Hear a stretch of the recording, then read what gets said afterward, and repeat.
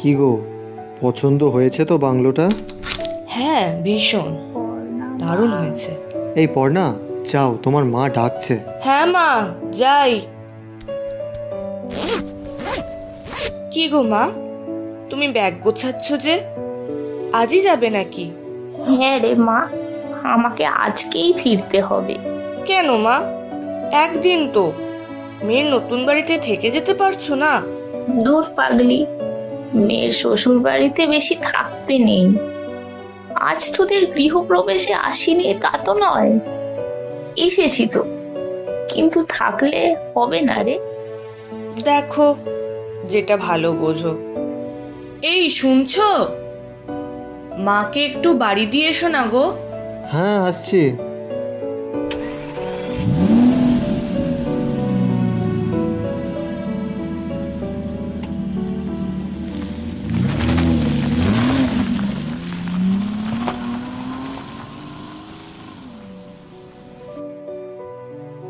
The শর্টিজ official presents আমাদের এই সপ্তাহের নিবেদন প্রিয়াঙ্কা পালের গল্প অবলম্বনে কেউ আছে আড়ালে।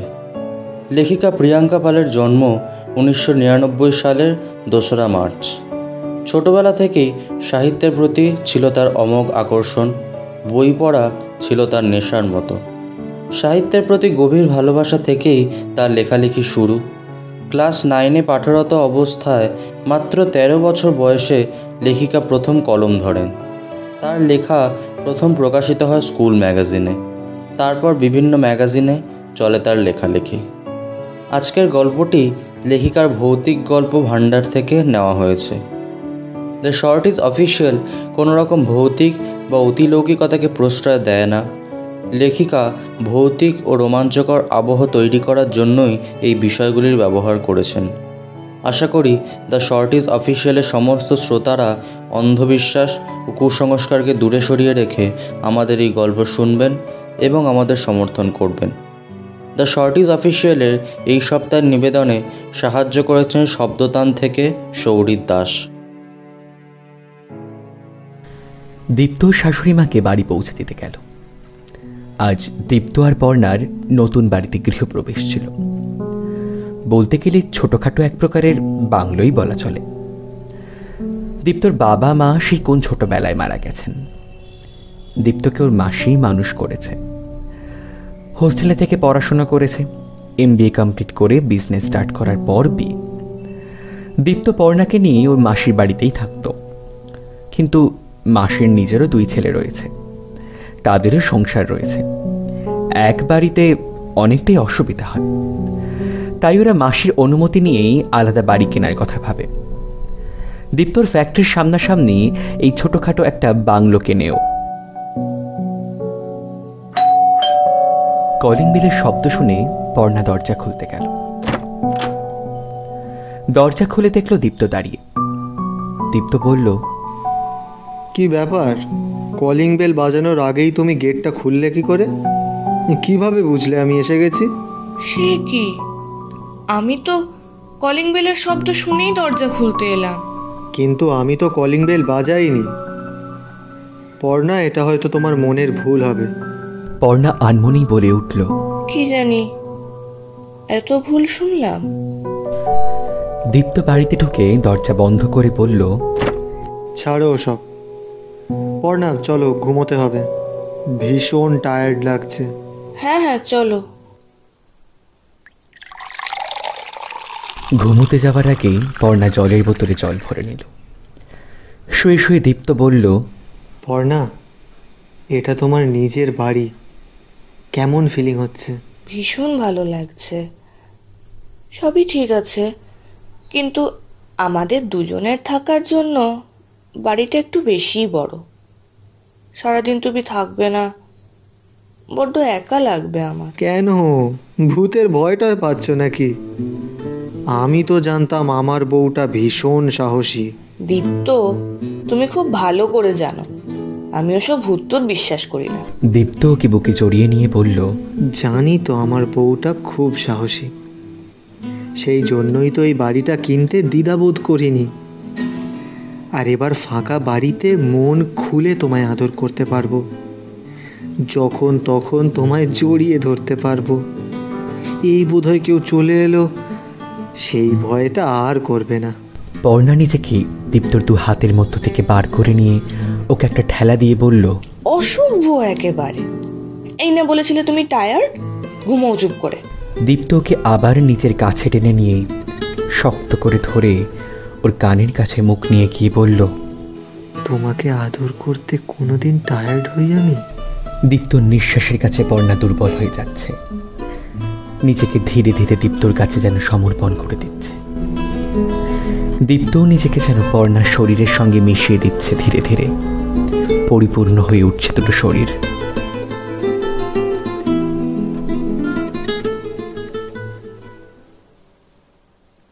ঘড়িতে রাত 3:15। দীপ্তর ভীষণ জল তেষ্টা পেয়েছে। ঘুমের ঘরে উঠে বসল। পর্ণারও ঘুমটা আচমকা ভেঙে গেল। বলল, কি হয়েছে? আমাকে ওই পাশের টেবিল থেকে জলের বোতলটা দাও তো।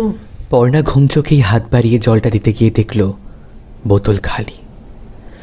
চোখ দুটো বড় বড় করে চমকে উঠে বসে বলল, এ কি, বোতলটা খালি হলো কি করে? আমি তো... ওর কথা শেষ না হতে দিয়েই দীপ্ত বলল, তুমি সব জল খেয়ে নিয়েছো, রাতে একটু কম জল খাও পর্ণা। দূর, আমি কেন এত জল খাবো? ও, তুমি তাহলে বোতলে জল ভরোইনি? আমি তো বোতলে জল ভরেই এনেছিলাম। উফ, তুমি কি সব ভুলভাল বলছো। তাহলে জলটা গেল কোথায়? দাও। এই বলে বোতলটা কেড়ে নিয়ে দীপ্ত নিজেই জল ভরতে চলে গেল। আর পর্ণা শুয়ে শুয়ে ভাবল, কি হচ্ছে এসব? আমি নিজে জলের বোতল ভরে এনেছি, তাহলে জলটা কি হলো?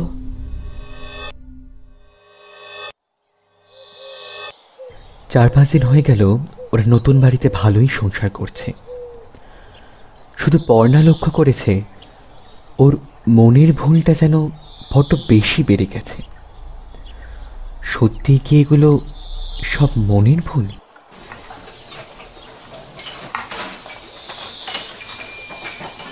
কি গো পর্ণা, ব্রেকফাস্টটা দাও। আসছি। পর্ণা দীপ্তর টিফিনটা গুছিয়ে দিয়ে এসে দেখল ডিম ভাজাটা পুড়ে গেছে। পর্ণা বিড়বিড় করে মনে মনে বলে উঠল, কি হলো ব্যাপারটা?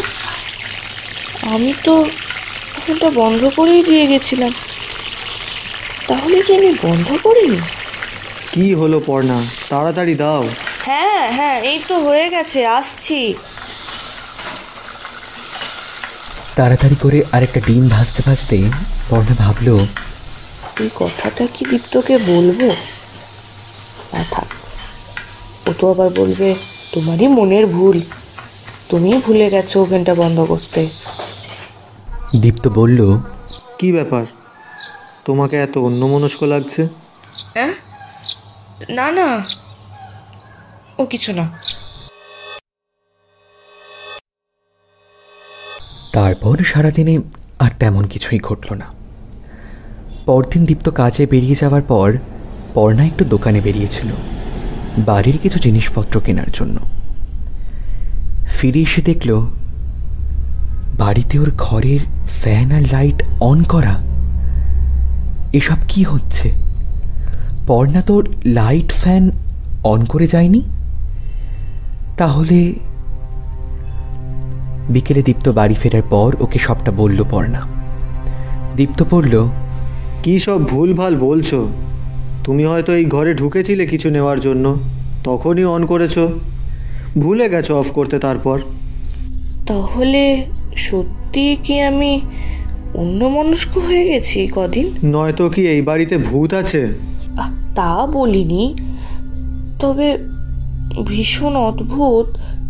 ওকে আর বলতে না দিয়ে দীপ্ত অন্য কথা বলতে শুরু করে দিল। ইদানিং পর্ণা আর দীপ্তকে কিছু জানায় না, তবে এই বাড়িতে কিছু তো একটা আছে যেটা পর্ণা অনুভব করে। তাহলে কি ভূত? না না, এসব কি ভাবছে পর্ণা?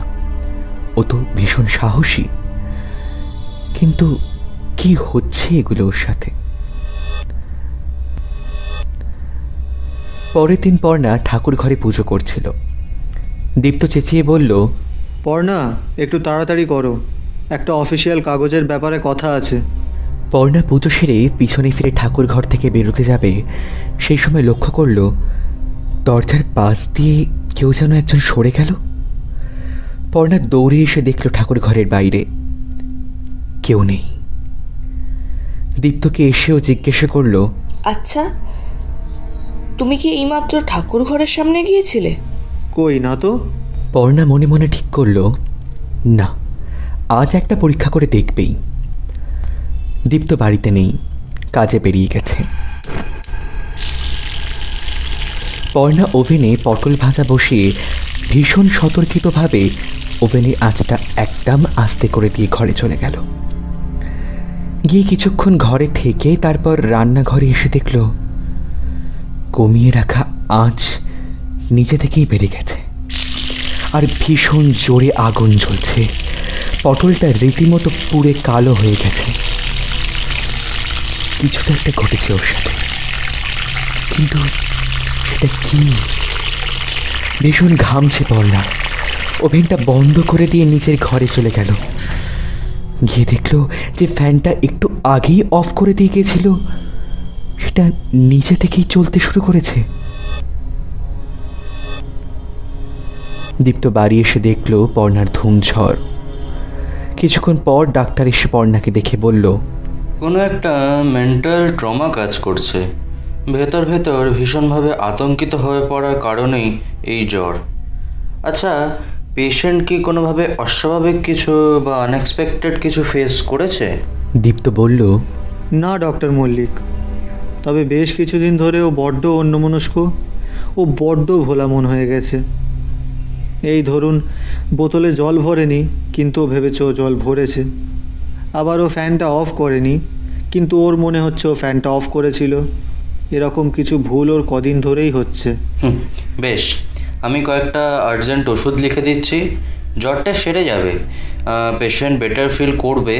তবে যদি রোগটা মনেরই হয় যেমনটা আপনি বললেন, সেটাই যদি চলতে থাকে তাহলে ওনার কাউন্সেলিংয়ের প্রয়োজন আছে। ডক্টর, কিছু কি সিরিয়াস ম্যাটার মনে হচ্ছে?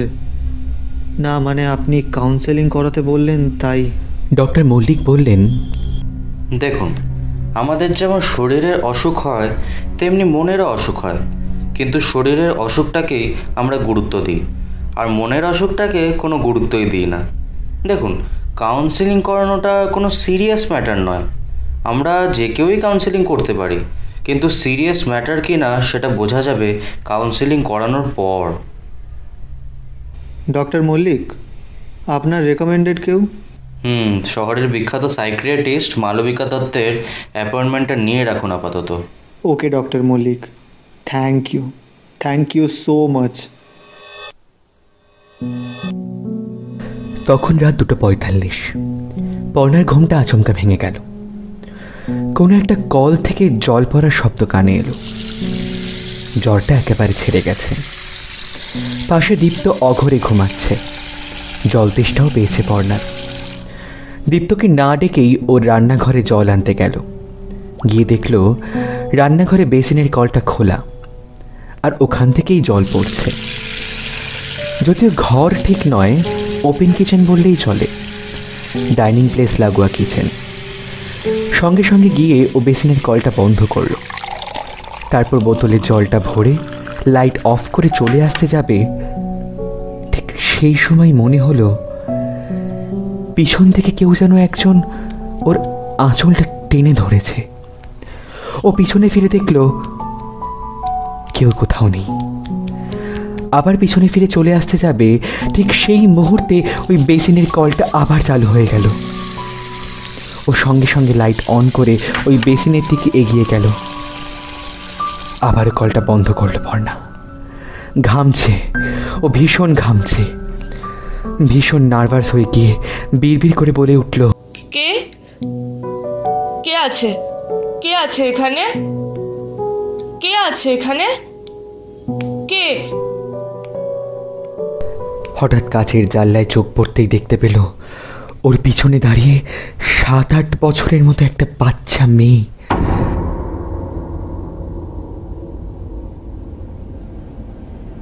মুচকি মুচকি হাসছে, আর তারপরেই সে যেন পিছন দিকে ছুটে পালিয়ে যাচ্ছে। পর্ণা এক ঝটকায় পিছনে ঘুরে দেখল কেউ কোথাও নেই। সঙ্গে সঙ্গে বিভৎস চিৎকার করে দীপ্তকে ডেকে উঠল। পর্ণার চিৎকার শুনে দীপ্ত ধরফর করে উঠে এলো ওর কাছে। দূর থেকে দেখতে পেল পর্ণা ভীষণ ঘামছে, মেঝেতে বসে ওর চোখ দুটো বড় বড় করে কেমন অস্বাভাবিকভাবে তাকিয়ে রয়েছে। দীপ্ত দৌড়ে এসে চোখে মুখে জল দিয়ে বলল, পর্ণা, কি হয়েছে পর্ণা? বলো আমায়। একটা বাচ্চা মেয়ে এখান দিয়ে ছুটে ওই দিকে গেল। দীপ্ত যত আলো ছিল সব অন করে দিয়ে বলল, কোথায় পর্ণা? দেখো, কেউ কোথাও নেই, তোমার মনের ভুল। পর্ণা রেগে গিয়ে চিৎকার করে বলল, কি মনের ভুল? কোনটা মনের ভুল দীপ্ত? এই এত কিছু যা যা ঘটছে সব মনের ভুল। কি বলতে চাইছো তুমি? আমি পাগল?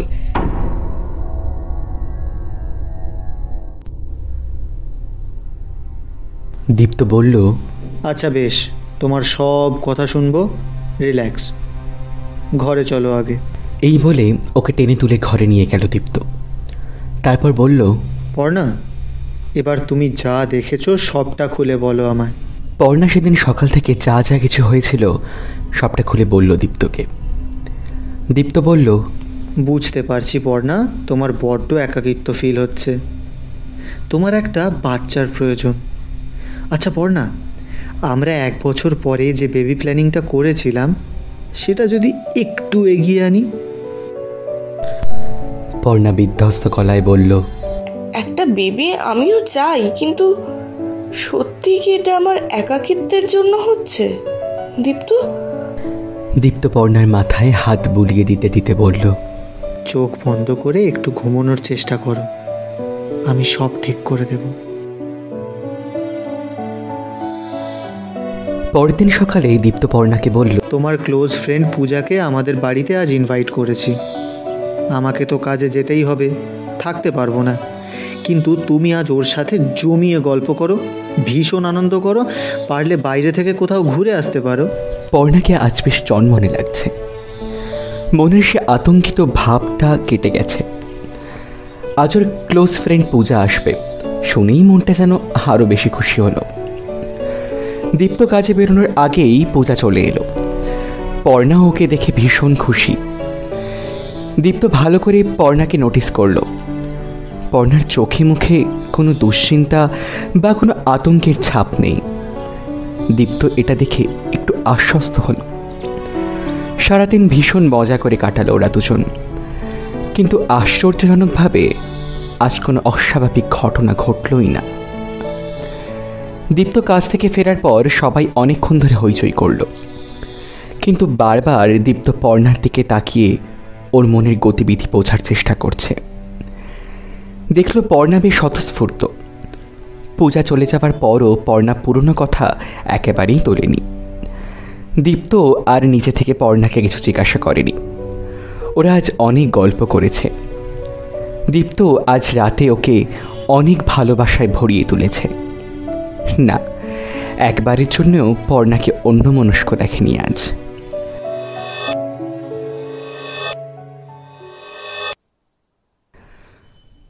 তখন মাঝরাত, ঘড়িতে বাজে 3:05। পর্ণা ঘুমের ঘরে শুনতে পাচ্ছে কেউ একজন কাঁদছে।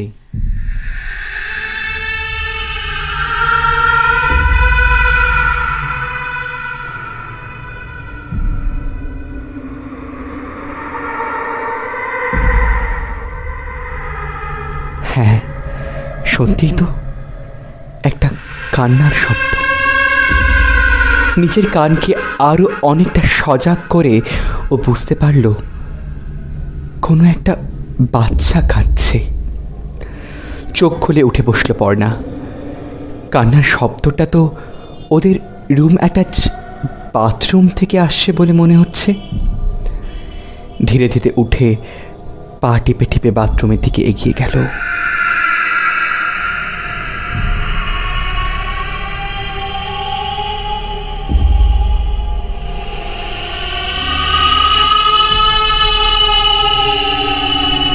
বাথরুমের লকটা ধীরে ধীরে নামিয়ে আচমকা খুলে দিল দরজাটা।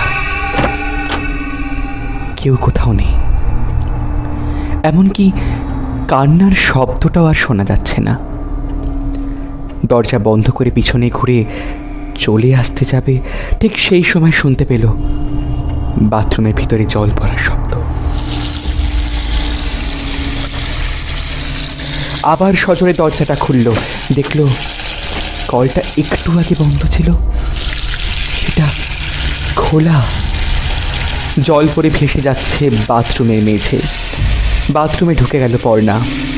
ওই কলটা বন্ধ করে বেসিনের কল চালিয়ে মুখটা নিচু করে চোখে মুখে ঘাড়ে জল দিতে থাকলো। মুখটা তুলে আয়নার দিকে তাকাতেই হঠাৎ দেখতে পেল রক্তাক্ত বিধ্বস্ত একটা বাচ্চার মুখ।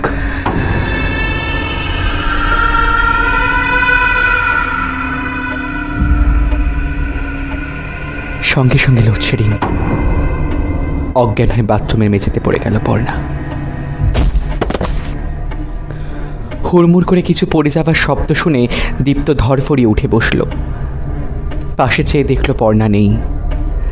বাথরুমের দরজাটা খোলা, কিন্তু ভেতরে অন্ধকার। বাথরুমের লাইটের সুইচটা অন করে ভিতরে ঢুকে দেখল পর্ণা অজ্ঞান হয়ে মেঝেতে পড়ে আছে। চোখে মুখে জলের ঝাপটা দিয়ে ওকে তুলে নিয়ে এসে বিছানায় শুইয়ে দিল। জ্ঞান ফিরেছে পর্ণার। কোথাও লাগেনি তো পর্ণা? তুমি এরকম অন্ধকারে ঢুকে বসেছিলে কেন? লাইটটা তো অন করবে।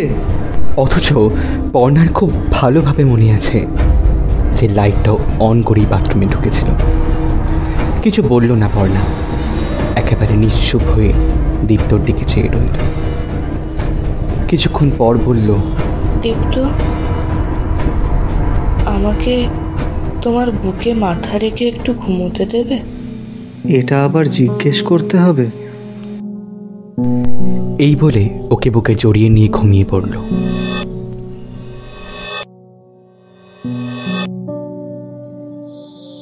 পরের দিন পর্ণা স্বাভাবিক।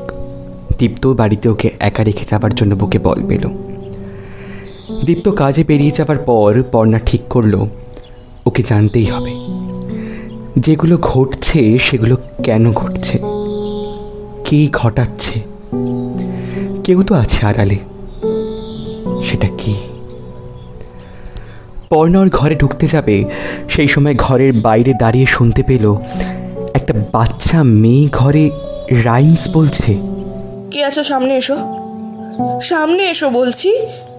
ওর পিছন থেকে একটা বাচ্চা মেয়ে মা বলে ডেকে উঠল।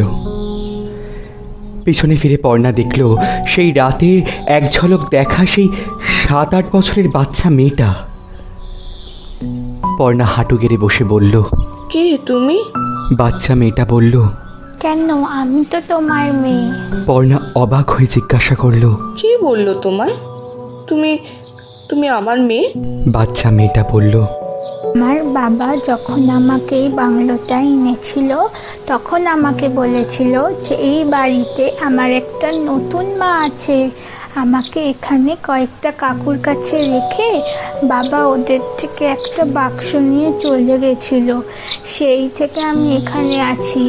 আমার নতুন মা মানে তোমার জন্যই অপেক্ষা করছিলাম এতদিন।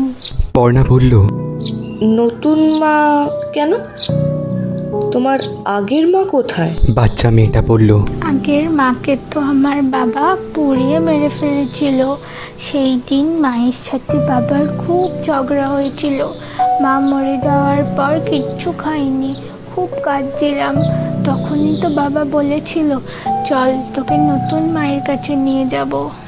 পর্ণা বলল, তারপর সেই কাকুগুলো কোথায় গেল যার কাছে তোমার বাবা তোমাকে দিয়ে গিয়েছিল?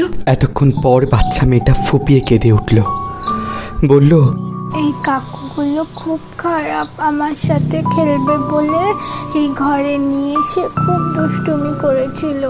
খুব কষ্ট হয়েছিল, আমার খুব লেগেছিল, ব্যথা হয়ে গিয়েছিল গোটা শরীর, কত রক্ত বেরিয়েছিল। আমি উঠে দাঁড়াতেই পারিনি। আর তুমি দেখবে। পর্ণা লক্ষ্য করল ধীরে ধীরে ঘরের অবয়বটা যেন পাল্টে গেল। সেই সুন্দর ঝকঝকে প্লাস্টার প্যারিসের ঘরটা যেন মুহূর্তের মধ্যে পুরনো নোংরা ঝুল হয়ে থাকা ধুলো জমা ঘরে পরিণত হলো। 3-4 জন লোক ওই বাচ্চা মেয়েটাকে নিয়ে ঘরে ঢুকলো। চমকে গেল পর্ণা। ওর চোখের সামনে বাচ্চা মেয়েটার ওপর ওই পাষণ্ডগুলো শুরু করলো অকথ্য অত্যাচার। উঠতে পারছে না মেয়েটা, ছটফট করছে, কিন্তু কিছুতেই ওই শক্তিশালী নরপিশাচগুলোর হাত থেকে বের করতে পারছে না নিজেকে। পর্ণা যেন চেষ্টা করেও ছুতে পারছে না কাউকে, ছাড়াতে চেষ্টা করেও পারছে না ওদের। ভাঙা কাঠের চেয়ার তুলে ওদের মাথায় ফেলছে, কিন্তু লাগছে না ওদের। কয়েক মিনিটের পাশবিক নির্যাতন ক্ষান্ত করে উঠে দাঁড়ালো লোকগুলো। মেঝেতে পড়ে রইল বাচ্চা মেয়েটার নিথর দেহ। কি বাচ্চাটার রক্তাক্ত বিধ্বস্ত এই চেহারাটাই তো আগের দিন রাতে বাথরুমের আয়নায় দেখেছিল পর্ণা। চোখে অঝোর ধারায় জল গড়িয়ে পড়ছে পর্ণার। চোখের সামনে ওই নোংরা ধুলো জমা ঘরটা যেন ধীরে ধীরে মিলিয়ে গেল। ফুটে উঠল প্লাস্টার প্যারিসের ঝকঝকে সেই আগের ঘরটা। সামনে দাঁড়িয়ে রয়েছে সেই বাচ্চা মেয়েটা। তারপর কি হলো? তারপর বাচ্চা মেয়েটা বলল, আমি আড়াল থেকে দেখলাম ওরা আমার দেহটাকে নিয়ে ওই বাংলোর পিছন দিকের বাগানে পুঁতে দিল। তার মানে তুমি? একটু ভয় পেল না পর্ণা, বরং প্রচুর কষ্ট হচ্ছে ওর। কান্না মুছে জিজ্ঞাসা করলো, তুমি বাবা মার সাথে আগে কোথায় থাকতে? বাচ্চা মেয়েটা যে ঠিকানার কথা বলল সেটা শোনা মাত্রই পর্ণা চমকে উঠল। কি শুনছে ও? এটা তো ওর ভীষণ প্রিয় পুরনো সেই ঠিকানা। বাচ্চাটাকে বুকে জড়িয়ে নিয়ে পর্ণা খুব কাঁদল। বাচ্চাটা বলল, তুমি আমাকে ছেড়ে কখনো যাবে না তো মা? পর্ণা বলল, কথা দিলাম তোকে ছেড়ে আর কোনোদিন কোথাও যাব না।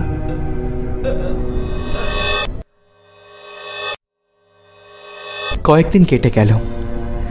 দীপ্ত এই কয়েকদিনে পর্ণার অনেক অস্বাভাবিক আচরণ লক্ষ্য করেছে। কেমন যেন হয়ে গেছে পর্ণা।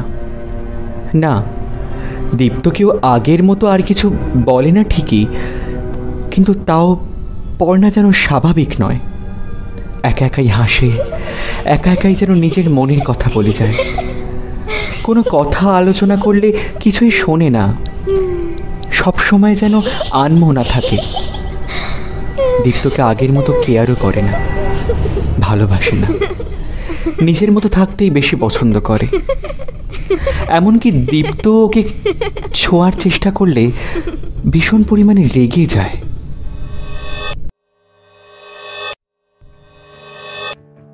ডক্টর মল্লিককে রেকমেন্ড করা সাইকিয়াট্রিস্ট মালবিকা দত্তের অ্যাপয়েন্টমেন্টের তারিখ অনুযায়ী আজই ওনার কাছে যাওয়ার দিন। পর্ণা আজকাল কিছুতেই বাড়ির বাইরে যেতে চায় না। কি করে যে দীপ্তকে বাড়ির বাইরে নিয়ে যাবে তাই ভাবছে। দীপ্ত লক্ষ্য করেছে এই কদিন পর্ণা ওর কাছে ঘেঁষতে চায় না, অথচ বাচ্চার প্রতি ওর বেশ একটা চাহিদা লক্ষ্য করে দীপ্ত। এই যেমন সেদিন পুতুলের চুল আঁচড়াতে আঁচড়াতে নিজের মনেই বলে চলেছে, এইভাবে আঁচড়াতে হয়, এইভাবে আঁচড়াতে হয়। দীপ্ত হাজার প্রশ্ন করার পরেও উত্তর পায় না যে পুতুলটা কোথা থেকে এলো। সেদিন দীপ্ত ঘরে বসে কাজ করছিল। জল খেতে উঠে দেখতে পেল বাচ্চাদের কার্টুন চলছে টিভিতে। পর্ণা কিচেনে টিফিন বানাচ্ছে। শুধু শুধু টিভিটা চলছে দেখে দীপ্ত বন্ধ করতে যাওয়ায় পর্ণা এসোর হাত থেকে রিমোটটা কেড়ে নিয়ে বলল, বন্ধ করছো কেন? আমি দেখছি তো। দীপ্ত বলল, তুমি তো কিচেনে ছিলে। হ্যাঁ, আমি ওখান থেকেই শুনতে পাচ্ছি। কিন্তু তুমি কবে থেকে কার্টুন দেখতে শুরু করলে? আমার কার্টুন দেখতেই বেশি ভালো লাগে। দীপ্ত বলল, এই পর্ণা, চলো বাচ্চাদের জন্য কিছু পুতুল টুতুল কিনে আনি। তোমার ভীষণ বাচ্চার শখ আমি জানি। আমরা তো আর কিছুদিনের মধ্যেই বেবি প্ল্যানিং করব। চলো আগে থেকে কিছু কিনে রাখি। যে পর্ণা কোনোদিন বাইরে যেতে চায় না সে আজ এক কথায় রাজি হয়ে গেল।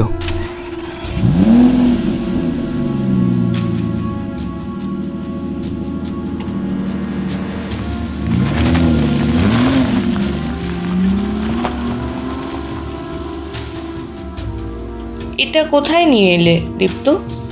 একটা ডক্টরের কাছে।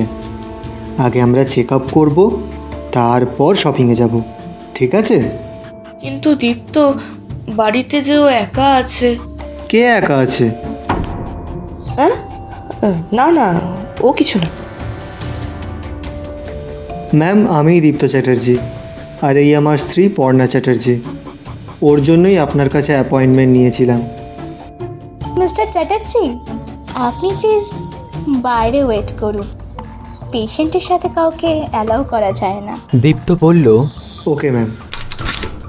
তারপর পর্ণা, কেমন চলছে সংসার? ভালোই চলছে। বেশ।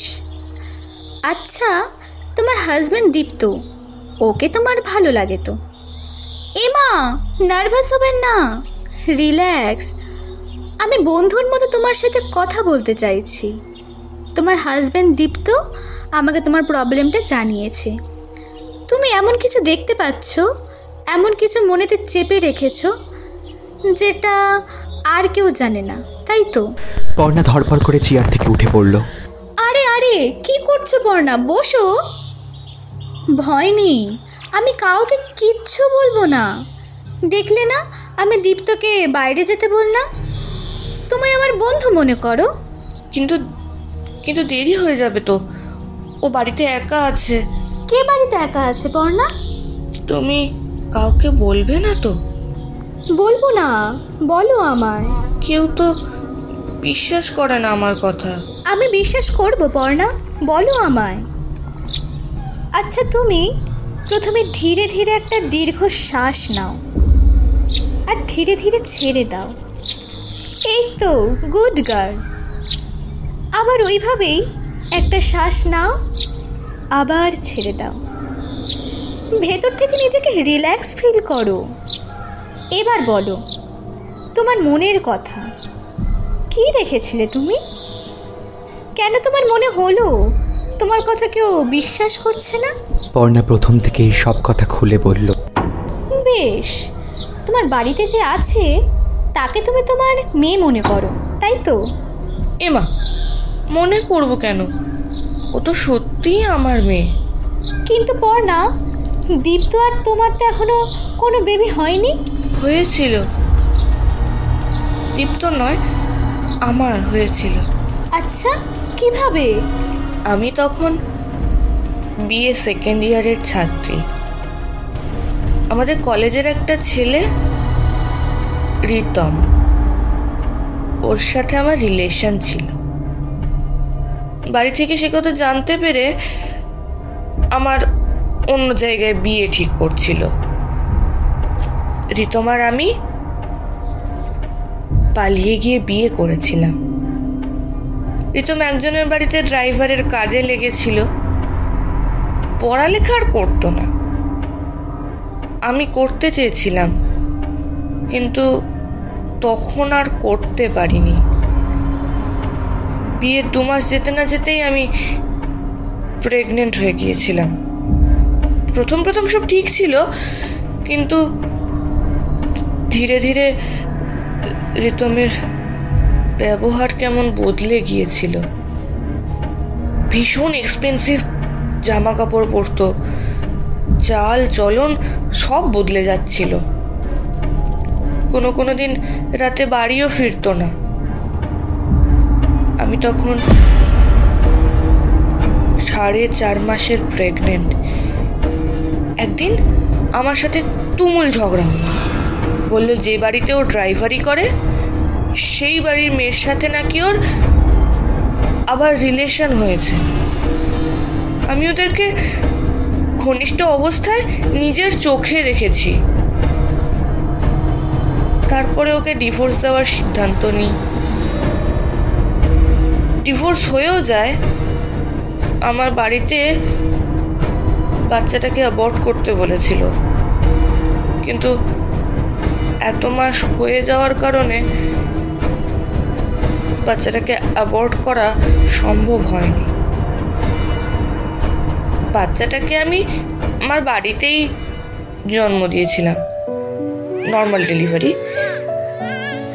আমাদের বাড়ির বিশ্বস্ত ডাক্তার কাকু তিনি সেদিন আমার ডেলিভারি করিয়েছিলেন বাড়িতেই। আর বাচ্চাটা? আমার মেয়ে হয়েছিল।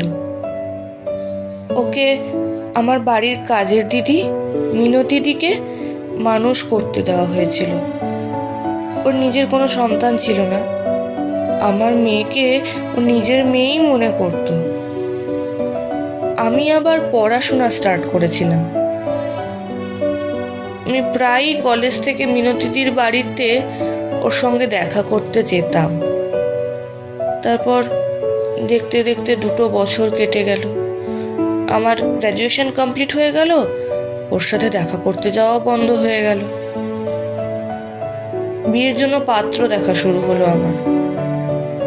দিন যেতে যেতে আমিও মায়া ত্যাগ করে নিয়েছিলাম। আর বিয়ে হয়ে যাওয়ার পর তো প্রায় ভুলেই গিয়েছিলাম ওকে। সেদিন যখন ওই বাংলোতেও ওর বাড়ির ঠিকানা বলল, তখনই বুঝতে পারলাম যে ও আর কেউ নয়, ও আমার নিজের মেয়ে। তারপর ওই মিনতিদির খোঁজ করতে গিয়ে জানতে পারলাম যে সত্যি ওর বড়কে আগুনে পুড়িয়ে মেরেছে, আর আমার মেয়েটাকে বিক্রি করার টাকায় মদে ডুবে থাকতো। আর কোন একটা অ্যাক্সিডেন্টে সেও মারা গিয়েছে। বেশ, বুঝলাম। যাই হোক, তুমি বাড়ি যাবে তো? মেয়েটা তো একা আছে। হ্যাঁ, বাড়ি যাব তো। আচ্ছা, দীপ্ত তোমার অতীত সম্পর্কে জানে? না, ও জানে যে আমার বাড়ি থেকে একজনের সাথে আমার বিয়ে ঠিক হয়েছিল, রেজিস্ট্রিও হয়ে গিয়েছিল, কিন্তু আনুষ্ঠানিক বিয়ে হওয়ার আগেই ছেলেটা খারাপ বুঝতে পেরে মিউচুয়াল ডিভোর্স হয়ে যায়। বেশ, বিশ্বাস রাখো, তোমার কথা আমি কাউকে বলবো না। ম্যাম আসবো? আসুন। ম্যাম কি বুঝলেন, পর্ণা ঠিক আছে তো? মিস্টার চ্যাটার্জি, পর্ণা ভিতর ভিতর একটা আত্মগ্লানিতে ভুগছে, যেটার কারণ আমি আপনাকে বলতে পারবো না। ওর হিপনোটিক থেরাপির প্রয়োজন হয়নি। ও মন খুলেই ওর সব কথা আমাকে বলেছে। দেখুন, প্রচণ্ড পরিমাণ একাকিত্ব থেকে এই মানসিক স্ট্রেস তৈরি হয়েছে। এক কথায় বলতে গেলে হ্যালুসিনেশন। আমি যে ওষুধগুলো প্রেসক্রাইব করছি ওগুলো নিয়মিত খাওয়াবেন। আর পর্ণাকে কোনোভাবেই একা রাখা যাবে না।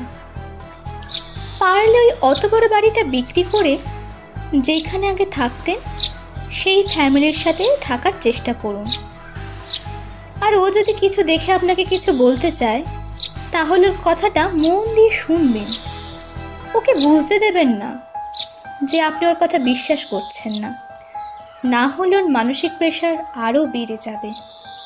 গুড লাক, আশা করি সব ঠিক হয়ে যাবে।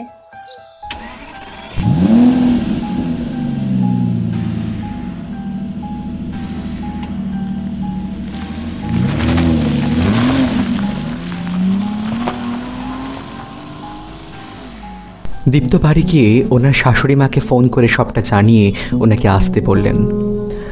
উনি আসার পরও লক্ষ্য করতে থাকলেন নিজের মেয়ের অস্বাভাবিক আচরণ। অনেক বুঝিয়ে সুঝিয়েও কিছুতেই বাড়ি থেকে নিয়ে যাওয়া গেল না পর্ণাকে। এমনকি জোর করে বাড়ি থেকে পর্ণাকে নিয়ে যেতে চাইলে সুইসাইড করতে বাধ্য হব, এই হুমকিও দিয়েছিল দীপ্তকে। পর্ণার মা কখনো কখনো দেখতেন পর্ণা যেন কাউকে নিজের আঁচল দিয়ে তার মুখ মুছিয়ে দিচ্ছে, আবার কারোর সাথে যেন কথা বলছে, এইরকম আরো অনেক কিছু।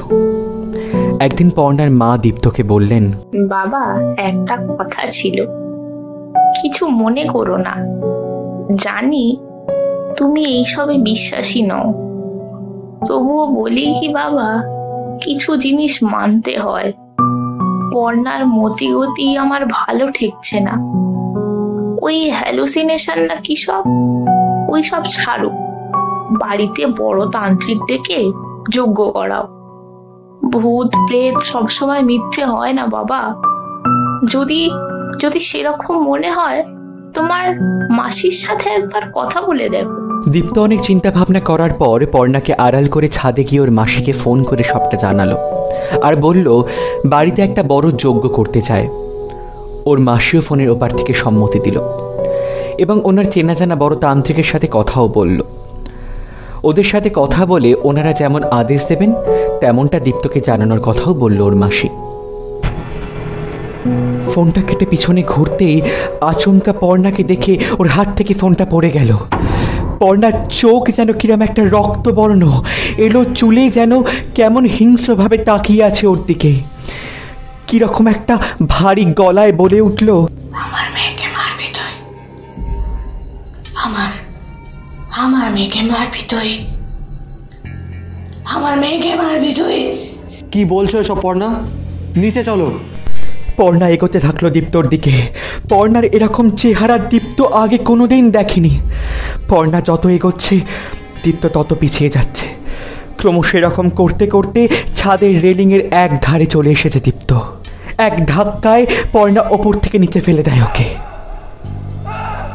অথচ পর্ণা তো তখন নিচের ঘরে ঘুমোচ্ছিল। তাহলে দীপ্তকে ওপর থেকে কে ফেললো? দীপ্ত মারা গেছে 18 দিন হয়ে গেল। পর্ণা এক ফোঁটাও কাঁদেনি ওর জন্য। ও যেন কোনো একটা ঘোরের মধ্যে আছে। পর্ণার মায়ের নিজের মেয়ে ছাড়া আর কেউ নেই। নিজের মেয়েকে বাঁচানোর একটা শেষ চেষ্টা যে উনি করবেন এটাই স্বাভাবিক। তাই দীপ্তর সমস্ত শ্রাদ্ধাঞ্জলির কাজ মেটার পর পর্ণার মা তান্ত্রিকদের থেকে এই সমস্যার সমাধান বের করার জন্য ওনাদের কাছে যাবেন বলে ঠিক করলেন। স্নান সেরে শুদ্ধ বস্ত্র পরে যাওয়ার জন্য সিঁড়ি দিয়ে নামতে যাবেন। ঠিক সেই সময় পিছন দিক থেকে সজোরে একটা ধাক্কা। মাথার পিছনে গভীর ক্ষত, ইন্টারনাল ব্লিডিংয়ের কারণে মৃত্যু। অথচ পর্ণা তো নিচের তলায় রান্না করছিল।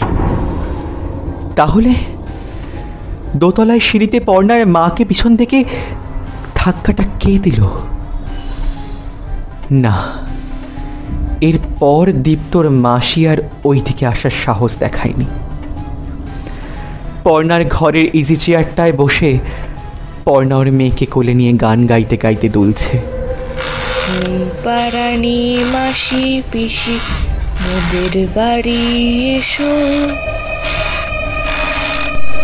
পর্ণার চোখ থেকে গড়িয়ে পড়ছে জল, আর ওর মেয়ের মুখে চাঁদের আলোর মতো হাসি।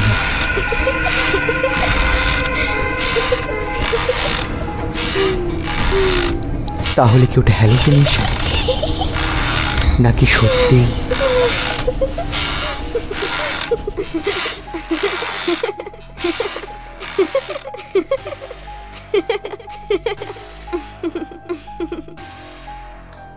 এখন থেকে আপনারাও আমাদের গল্প পাঠাতে পারেন।